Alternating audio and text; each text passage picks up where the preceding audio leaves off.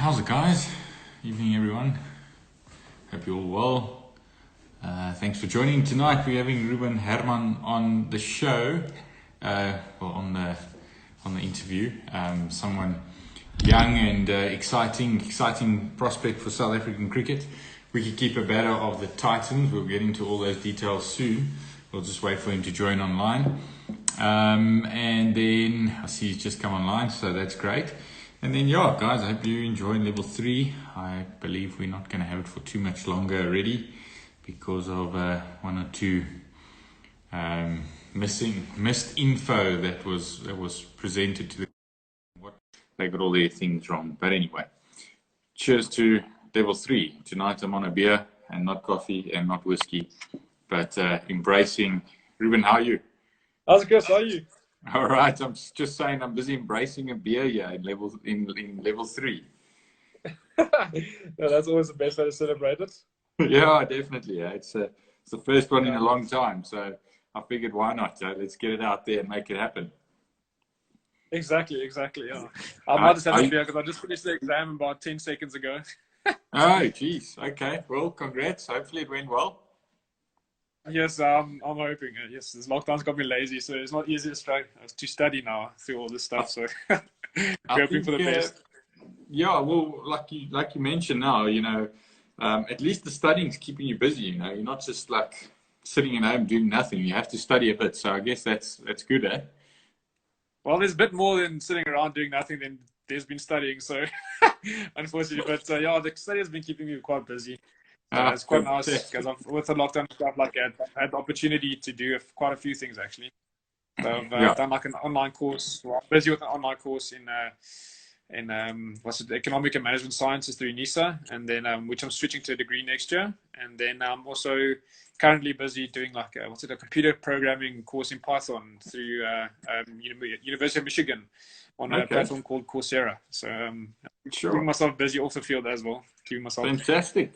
That is brilliant, but well done. You're upskilling yourself, and that's what we're all about. That's one of our philosophies. So, with you doing that on your own, that's fantastic, man. Well done. Exactly. You have to prepare for a life of the cricket, as you know, stuff can happen very quickly. So I've been very clear with my parents through various role models that you have to have a plan B. So I'm working hard on that as well, at least. Fantastic. That's exactly my one of my big philosophies as well, and one of my questions I was having for you tonight. But let's let's get into it anyway. I don't think a lot of people around the country, for that matter, around the world, know who you are. So I'm going to ask you a bit of a personal side. Obviously, we'll touch on the cricket side now, but who is Rubin the person? Like, what have you done? Where have you come from? And some of your loves, beside cricket, obviously. I guess. So I've been a Pretoria boy my whole life. I've grown up in and around Pretoria my whole life. I went to Constantia Park Primary School. Further went to Waterkloof High School, where I got matriculated, and played all my high school cricket as well. And then from there, I moved to University of Pretoria, where I started my studies. I studied there for 4 years. I finished one qualification in economic. Well, was it as a high certificate in sports and sports science, or something like that. Finished that diploma, where I moved over to a degree in BA law degree. But this wasn't for me, so I decided to leave. Well, like I read a book as well, quite a good one that actually reinforced my decision I made. That is called 21 Yaks in a Speedo, is a book's name. And one thing I really took from it as well is the first book I've ever read, actually through cover to cover my whole life in 23 years. So this lockdown's been good for me. So, at one stage it says it talks about escape. So it said before you're stuck in a life where you really regret what you're doing or whatever, and to escape from that, let's say, cage and move to something else. So that's what I did. I stopped my studies from law, and then I'm moving over to a BCom now, and which I'm really enjoying. So that stuck with me, that they said instead of being trapped in a cage or whatever, that you're gonna be stuck your whole life not enjoying, switch over to something you really will enjoy and be worth doing. So that's actually what I did. Brilliant, man. That's pretty awesome. I mean, Um, again, you touched on it, one of my other later questions, but we will get to it, so I'm not going to give too much into it.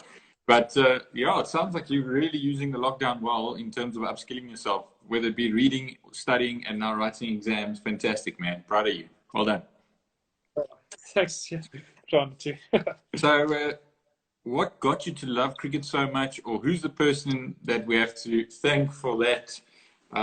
Yeah, it's probably more than one person, but who's the most influential in that regard? I've been lucky to have quite a few role models in my life. So like the cricket started from a young age. My dad and my two brothers. I've got two brothers, one 5 years younger, actually four, but I'm a January baby and he's a December baby, so it's pretty much a full year. So yeah, also actually lucky enough to play now my first season with him ever. Now at Tucson, he's just studying first year now, and I've got a brother. You're 1 year younger than me as well. So when we were younger, like in our old house, we still we had quite a long carport, so we used to play cricket there. Pulled out all the cars and had massive games of cricket, and then yeah, that's when the competitive nature probably started. Like little sibling rivalry. Yeah, became about, and then yeah, started my cricket there, and then pretty much went from strength to strength, and then yeah, so lucky enough to be in a position where I actually play cricket with my brothers now. So yeah, started in the family and then the back garden, like all stories pretty much. Yeah, I think so. I think I think if I look back, that's at the family backyard cricket matches. It was like Saturday routines, Sunday routines, and yeah, I promise you, we are now. My uncles are probably 55, 50 and 55. My cousin's 40. I'm 37. My brother's 30. And we still tuck into it. Eh? When we all get together, we get into the backyard and make good use of it. Yes, dude, it's the most funny. We play cricket at such a competitive level. Sometimes actually quite nice to do something you really love and really enjoy, like outside of a competitive environment. Well, let's say competitive also in inverted commas, because for sure, there's still massive competition between us. But yeah, it's quite nice to do something you really enjoy just for the love of it and just for the fun. 100%. The bragging rights are really epic for the rest of the year. Especially my family, because we all are cricketers. So yeah, whoever wins the garden cricket is king in the house. 100%. That's how it goes. That's exactly it. So last season you played a few Titans games without a contract. You obviously were contracted with Northerns. This season again, you had a few games for Titans, and fortunately this year you got yourself a Titans contract. It's a rookie contract, but what what sort of emotions went through you, and was it relief or what's sort of your feelings around it?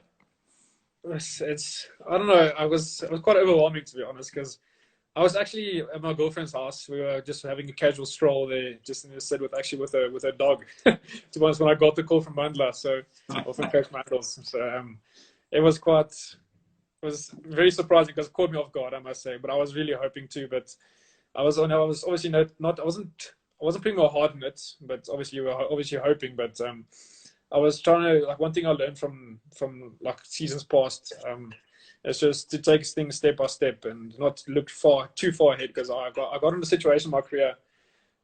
One of the big lessons I learned actually is it was a stage where I was looking so far ahead. Actually, like just when I made my franchise debut, to be honest, I got to a stage where I was looking so far ahead and I just forgot about the present, to be honest. And then so that's pretty much one of the biggest lessons I learned, was just to stay present. And then yeah, so when I got the call to finally like fulfill one of my childhood dreams, obviously as a Pretoria boy here, watching the Titans my life, it was quite overwhelming. Definitely. So, but it was just elation and joy. So yeah. Without doubt. I think that's an important lesson you just mentioned there, and not, I think one or two guys have mentioned it prior to you on the evening chat, yeah. But I mean, staying within your reach, you're not looking too far ahead, and you start chasing a different goal to the one that you actually focused on. So losing focus on.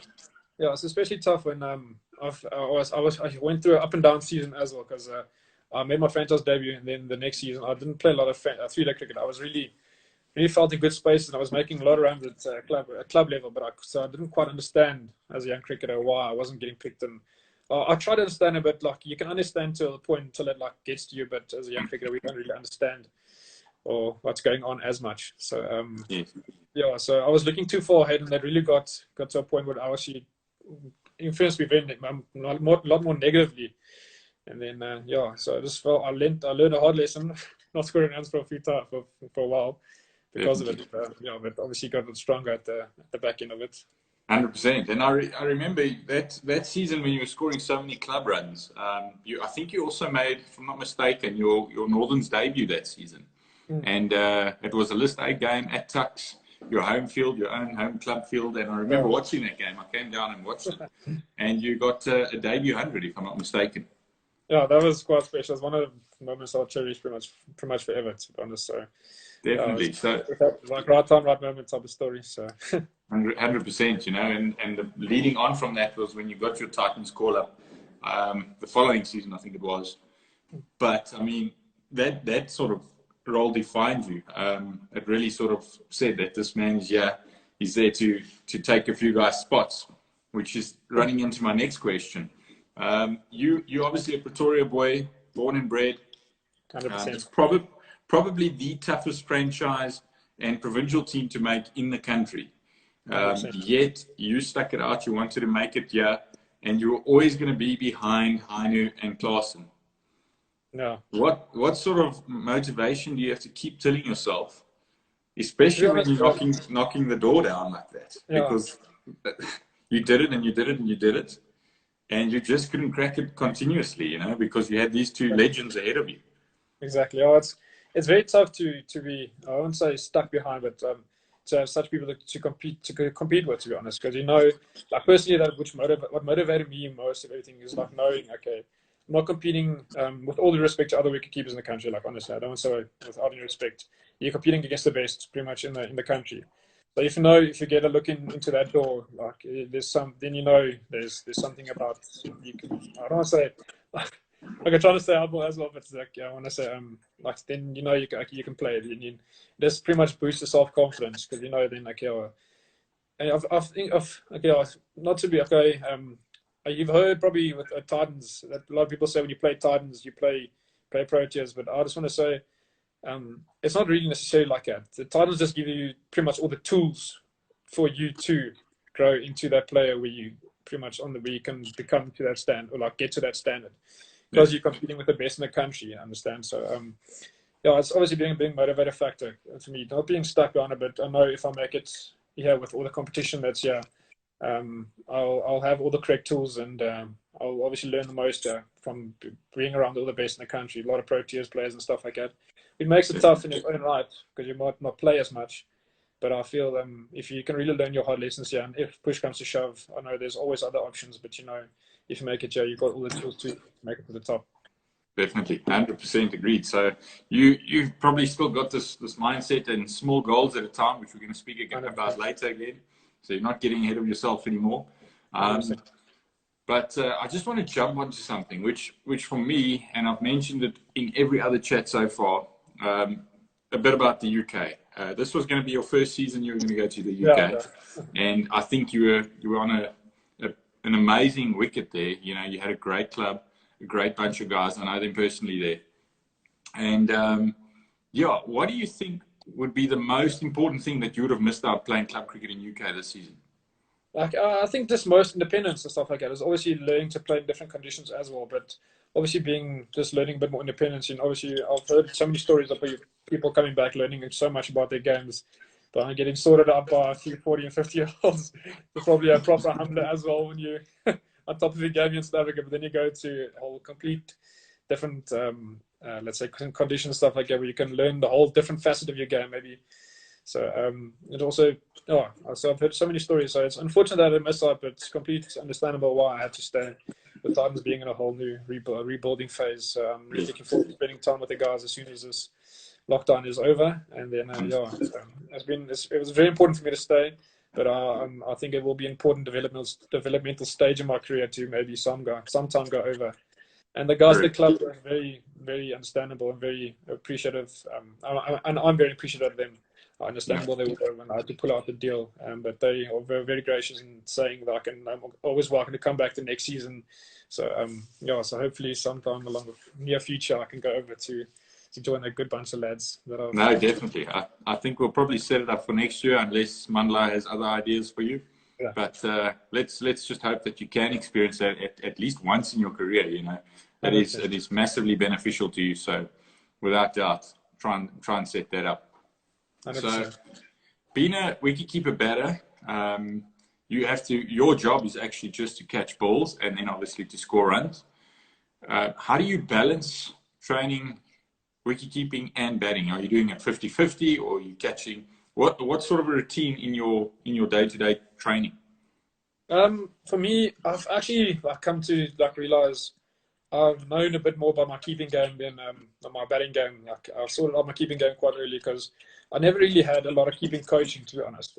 I'm very fortunate to have Jolene Kempfer as my wicket keeping coach now. She's absolutely brilliant, and she's done wonders for me in recent times. But I've always been on the path with especially with my wicket keeping, where I had to sort out my own stuff because I never had a wicket keeping coach.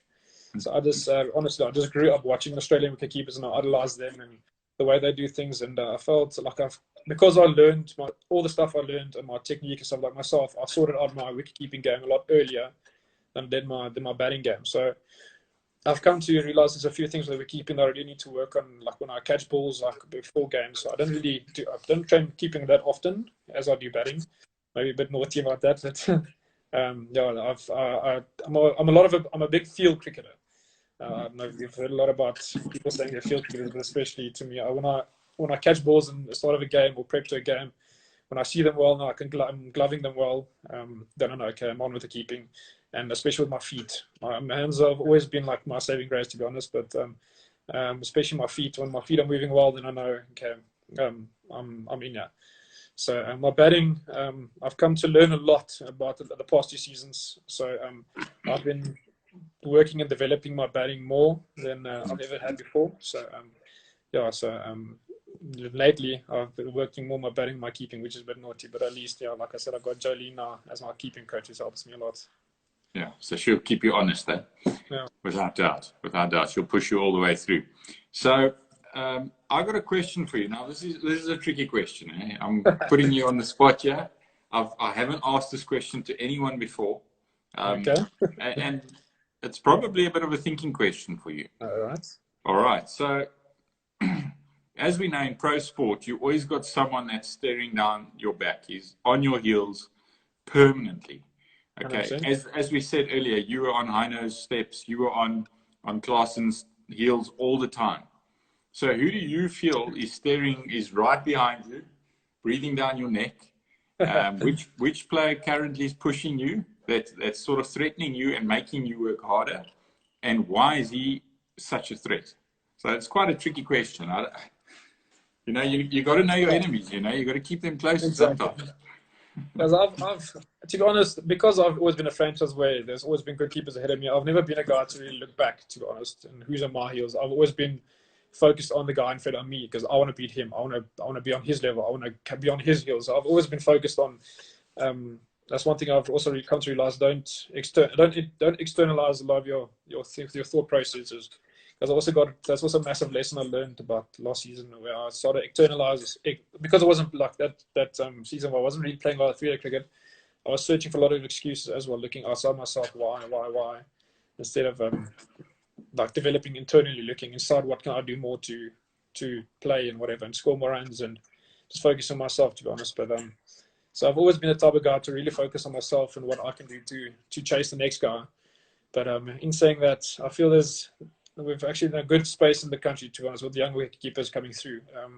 I must give credit to Jan Hanu there at Phobians. He's really, really good wicketkeeper, and obviously all the keepers at Tuck's keep me on my toes. So yeah, I say especially. So there's a few just put my back, but I've always been a guy to look ahead of me, not who's chasing me, but just who I'm chasing. 100%. Ruben, that's a great answer, brother. I think that's it. Don't focus on what's going on too much around you. Focus inside and one direction, and that's forward. So awesome answer. Brilliant. Your fiercest opponent, whether it be a team or whether it be a bowler that you faced, yeah. Who, why, what is it? I must say, I've got a lasting memory of Andre van Keer batting absolute wheels at me when I was first year out of school, Africa Cup, trying to in the T20 score runs, and I was barely seeing the ball. So, yeah, that was one of the lasting memory. But That's quite a tough question, actually. I faced a few good bowlers in my time, but I can't really name one on the top of my head. Well, Nortje's on the top of the world at the moment. You know, Exactly. he's named as Lucky it one was of a few South years Africa's back and not best. where he is now. Otherwise, it would have been a bit more trouble. So, Yeah, I faced a few 100%. gas spells and a few pairs as well in Africa Cup and stuff like that. So, Yeah, for sure. No, 100%. Okay, moving on. Your mentor coach, your blanket coach, some guys have that. Everyone sort of has that one coach that they really go back to. They sort of reinforce their inner drive. And who is he or she for you, and why are they so influential in your career? I've actually been lucky to have quite a few role models, to be honest. I've had a few very good chats with a lot of people.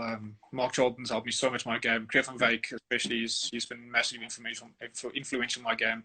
And I can't underestimate Mark Jordan as well. He's been also very instrumental into where I'm, and my successes have actually recently as well. He's helped me a lot.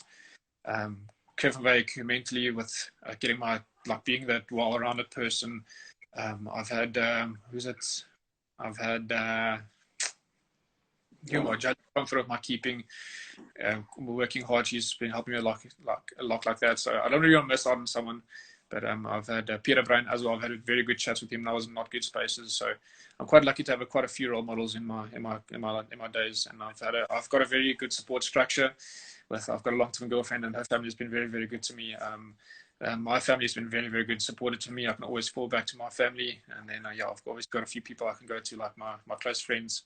I've got very good close friends as well, who's very good to me, and so I don't want to, because everyone's played their part, and it's all very, very influential and special in its own right. So yeah, that's brilliant. That's brilliant. I mean, you sort of mentioning all the most influential people, so that's great. I mean, they all play a role in. I guess you can always touch base with them. You know, I know Pierre very well. If you phone him now, he'll probably have a good chat with you. So. 100%, you know. So keep those guys close. They're gonna be there for many years to come. All right, my last deep question for you. Okay. and I think a lot of guys that I see are watching are still club cricketers or have ties with different club sides around the country and that. And you've obviously played with the Tuks University side for the last few years, and arguably they're the best in the country the last 10 years, you know, without doubt, they're the best. They've got the most trophies, most consistent. Prior to that was obviously old boys, like sort of my generation, when we were playing there. But what makes Tuks so good and sets them apart, and the consistency especially, that's probably the most important thing, because yes, you guys can lose a game, yeah, but within the next game, you guys have bounced back and you're probably stronger than you were 2 weeks prior to that. Exactly. What is it? There's actually numerous factors that go into the success of Tuks. To be honest, there's a very close knit family. To be honest, that's one thing that's always been stood out to me, is how close the Tuks family is and has always been. And I've seen it with Phobians this year, how special a close knit family of players can be. What Phobians did this year was very special, to be honest. With considering what they had, not all due respect what the skills are, but honestly, what they had, they really did something special this year. So with Tuks, we're very lucky to have the most beautiful facilities in the country. To be honest, you'll struggle to find better facilities and better coaches, to be honest. So we've got a very, very good support structure that helps us to take our own game, and that gives us all the tools we need, like I said, to be the best player you can be, to be honest, and prepare you for the next level. So I must say the coaching and people you have there are very, very special, and I don't think the Tuks won't be there if it wasn't for the people over there and how they treat the people that are there. So I must say Tuks were very influential for me, and then they've set me up for quite a few things in my career, like creating a lot of opportunities for me, like Varsity Cup. It's becoming massive these days as well. So I think the amount of cricket they play as well is just it's ridiculous as well. If you think about it, I think my second season out of school or something, my dad keeps my stats very meticulously. So I think I played 70 cricket games in one season, or something ridiculous like that. So that's crazy. That's crazy. A lot of cricket goes around with various tournaments, and I feel just varsity tournaments in its own right are actually picking up a lot of steam and actually becoming such a big stepping stone when it comes to like preparing for the next levels, all the tournaments that are around. Then you saw very competitive varsity cup that are televised, and you don't really get exposure like that to play on TV. When it like in any other competition, to be honest. So which really like bridges that gap between franchise cricket and playing on TV in front of people a bit more. It makes it a bit not as big of a leap. So I feel like friends of like varsity sports is really taking off, and they're going from strength to strength, to be honest. So and then just so opportunity wise and people wise, it's just pretty much what takes apart. No, definitely. So just for the guys watching, I mean, you mentioned Fabian's there quite a bit, and I think they were tied with the amount of wins in the season as you. You guys got one more bonus point than they did somewhere, and they lost it in the last game or second last game to you guys. So a really hard fought season by the guys, and I know all the Tux boys, and I know all the old boys guys very well. And it was an amazing season. Actually, it was an amazing club season overall. Actually, one thing I really enjoyed about the seasons, to be honest, with all due respect, a lot of seasons Tux were runaway winners. To be honest, they dominated the whole club competition and just literally ran through it. To be honest, but the one thing that I really enjoyed is the competitiveness season, because a lot of clubs competed more.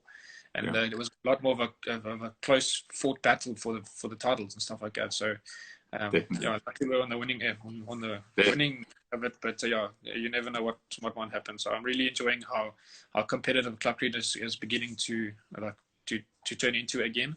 So it's important for the game. You know, the closer it is, the more guys are going to play and want to play. The more far apart it is, the more guys get despondent and they think they're actually wasting their time. So very good for the game. I totally agree.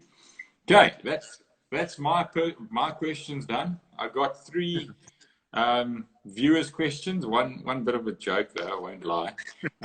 Someone's asking why you smile so much. Are you sponsored by Colgate? I think it was Tony DeZorzi. So that's just the credit to who you are as a person. I think you're always smiling no matter what's going on. Yes, you have your down days, but 95% of the time you're a happy-go-lucky guy and smiling, and just a great guy to be around. And there I've answered it for you. So Tony can read that or listen to that and be happy with it. Okay, so on to a bit more of a serious question from another one of the club sides here in Pretoria. So you're very similar in Adam Gilchrist, and you mentioned earlier that you watched the Aussies and sort of went about them. So who have you sort of based or built your game around? What player, anyone specific? I feel if you look like all-round cricketer type of wise, obviously you want to aspire to Adam Gilchrist, like for a keeper now specifically. He just honestly, in his own right, he changed the whole wicket-keeping role, to be honest, being an opening batsman and being an extremely good wicketkeeper. So so I think I largely based my all-round game on him. But I've obviously you have to have your individual like I don't know what's it called, like role models as well. So I've always looked to Mark Archer and was extremely lucky enough to be coached by him for my debut games. So that was really, really special, because someone's been idolizing my whole life for stats and stuff like that. So it's obviously he's one of the best, and his stats speak for himself. And and then I say Adam, I've always looked to I've always emulated my style as well to like keepers of Australia, like I said, to Brad Haddon and stuff like that. And always look to greats of the game for your batting as well. You can take like where you want, to be honest. AB innovation, Palace, just pure class, and So I've always emulated myself like Adam Gilchrist just because of the way how he changed like wicket keeping role like on himself. 100%. I'm one of those firm believers of, yes, you can take bits and bobs out of everyone's game. Exactly. But you're still going to be the very first Rubin Hermann and the very last Rubin Hermann, Exactly. It's very important to take bits and bobs, but it's obviously more important to make it your own as well and to implement your game in the way you play. Yeah. No point in trying to be someone else. So actually one massive lesson I also learned, I think Jonathan Van Der was also very influential and a nice person to speak to, and always he also like puts stuff in perspective for me as well, because I obviously I look around to see where I can find as much as I can, but he also just reminded me to just be myself and not try to be someone else. So that's also for sure. It's important. And Jono is a great guy, and he's very knowledgeable. So Yeah, It's extremely, 100%. I extremely love good. him. So he taught me a lot of lessons this season. I was very lucky to share the cricket field with him. I have all the time in the world for him. So yeah, let's hope it continues and you keep building yourself and building your brand of cricket. Exactly. So I've I got strive an to be the best interesting Ruben I one. can. Sorry. I strive to be the best Ruben I can be. To be honest. 100%. 100%. It's quite an interesting one. I guess it's difficult, but it's someone asking you this question, so I'm leaving it in your hands. Yeah. What drills do you use to practice the sweep shot? The sweep shot. Yes, I think a lot of cricketers, a lot of my teammates wish I sweep a bit more. So I don't really, to be honest. A lot of shots come instinctual to me. To be honest, I don't really like. But that's what I've also realized lately. Like in nets, I don't really have to train a lot of weird shots. Like a lot of stuff will come instinctual to you if you just focus on the basics. To be honest, so I've just really tried to know the basics needed in training. So you don't really often see me actually train the sweeps and reverse sweeps and stuff like that. But yeah, it's just all of the confidence of playing the shot when you've your basics for a long time in the middle, and those shots will just come instinctually. To be honest. Fantastic. That's a good answer. All right, done and dusted with that. Last couple of questions, just for a bit of fun. Put you on the spot, maybe embarrass you a little bit. I don't know. Let's see how you handle it. Your favorite holiday destination? I love the mountains. The mountains. Yeah. Any mountain. Okay. Let's say Johannesburg. Okay, great. Your favorite book? You mentioned earlier you've just read one. You want to rename it? Okay, I've read 21 Yaks in the Speedo, but I've got a recent one, Inspiring Champions, from I think it's actually right next to me, from Erik as well. It's also brilliant. So it's quickly turning into my favorite one. So yeah. Okay, good, fantastic. Your most influential player? I don't know if you want to, if we should simplify that and say currently in the game. Currently, yes, it's very tough to actually single out one. It's just like I said, I've had special opportunity to play with a lot of cricketers now at Northerns, and I've learned a lot from everyone in its own special right. So I can't really single out a special one. You don't want to what's it called, insult anyone. So exactly. I've learned so much from a lot of people, so I don't want to single out a special one. Okay, I know you collect gin. Name me your 5 best gins. 5 best. Okay, I've not even joking that F40M gin is unbelievable. To be honest, I really enjoy that. Cheers, thank you. I've got a nice bottle of Whitney Neal. What's it? A small batch. I really enjoy. So actually, I'm looking at them right now on my wall. Let's say I've got a Hendrix. I really enjoy. A Bombay Sapphire, and I'd have Beefeater 24. Let's say. Good gins, all of them. Good answers. What's in it for? What's your career path after cricket? What are you going to do? I know you mentioned studying this and that. So what's your line of work? Where are we going to see you? Okay, after cricket, I would love to go into business. So I'm trying to finish I want to go into financial management now next year. I'm starting. Luckily, I've got time on my hands playing cricket, at least for a living and earning salary. So I can at least prolong the studies a bit longer than most people can. Yeah, a lot of hard, so I would love to pursue my financial management degree. For sure. You're never too old to study, my man. So keep going.